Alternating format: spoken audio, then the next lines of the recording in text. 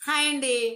ఆ విధంగా ఈ ఇటువంటి గర్వం అనేటటువంటిది బ్రాహ్మణులలో వాళ్ళే పెట్టుకున్నారు. కులాలు ఎందుకు చేయాలండి? ఇప్పుడు నేను ఒక అధికారంతోటి నేను చెప్పినట్టు మీరందరూ వినండి అని ఒక బస్తీలో ఉండి ఆ బస్తీ వాళ్ళందరూ శాసిస్తే బస్తీ ఊకుంటదా?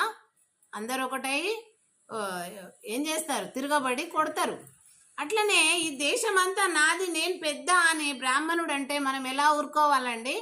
ఆయన ఎవరికి పెద్ద? దేవుడు చెప్పాడా నువ్వు పెద్దవు పొయ్యి నన్ను పక్కకెట్టు నా స్థానంలో నువ్వు ఉండి ఆ భారతదేశాన్ని పరిపాలించు నువ్వే నెత్తికెళ్ళి పుడుతున్నావు అని చెప్పారా? చెప్పలేదు కదా. మరి ఇప్పుడు బ్రాహ్మణులందరూ నెత్తి నుండే పుట్టాలి. ఆడదెందుకు? ఆడదాని కలయికెందుకు?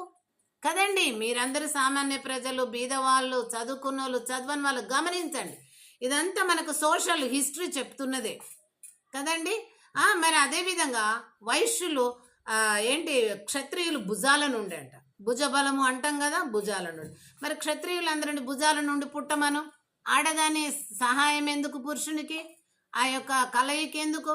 సంతానానికి ఇక్కడి నుంచే పుడతారు కదా, భుజాల నుండి పుట్టమనండి. పుట్టి చూపెట్టమనండి ఒకరినన్నా. అదేవిధంగా వైశ్యులు తొడల నుంచి అంట. వైశ్యులు తొడల నుండి పుడితే మరి ఇప్పుడు ఆడదెందుకు? వైశ్యునికి పెండ్లం ఎందుకు? ఆ కలయికి ఎందుకు? స్త్రీ పురుషుల కలయికి ఎందుకు? వీళ్ళు ఏమో నెత్తిలకెళ్ళి పుడతారు, నెత్తి బగిలి. వీళ్ళు భుజాలు చీల్చుకొని భుజాలకెళ్ళి వచ్చిరి, ఈ వయసులు తొడలలో చీల్చుకొని వచ్చిరి. ఇంకా మిగిలిన వాళ్ళందరూ అంతా శూద్రులంట. చాకల, మంగళ, కమ్మర, కుమ్మర, రెడ్డిస్ ఇవి అందరు ఆల్ ఇక చాలా ఎక్కువ పాపులేషన్ ఉన్నదే వాళ్ళది, శూద్రులది.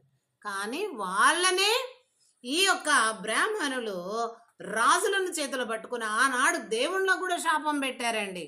ఇప్పుడు మీకు ఒక ఎగ్జాంపుల్ చెప్తాను.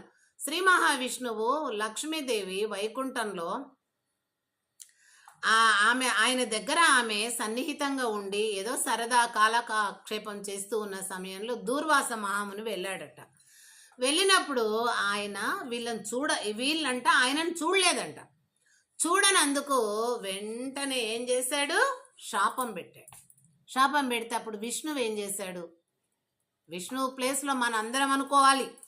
ఏం చేశాడు? తెలివిని బుర్రను ఉపయోగించి వెంటనే ఏం చేశాడు? ఆయనను కోపం చేయకుండా, సరే మునిగారు మీరు కూర్చోండి, మేము చూడలేదు, మమ్మల్ని క్షమించండి అని చెప్పి పోయి ఆయన పాదాలు ఒత్తుతూ అరికాలుకున్నటువంటి ఆ యొక్క కన్నును ఒత్తాడు. ఒత్తినప్పుడు అప్పుడు ఆయనదంతా పవర్ పోయింది.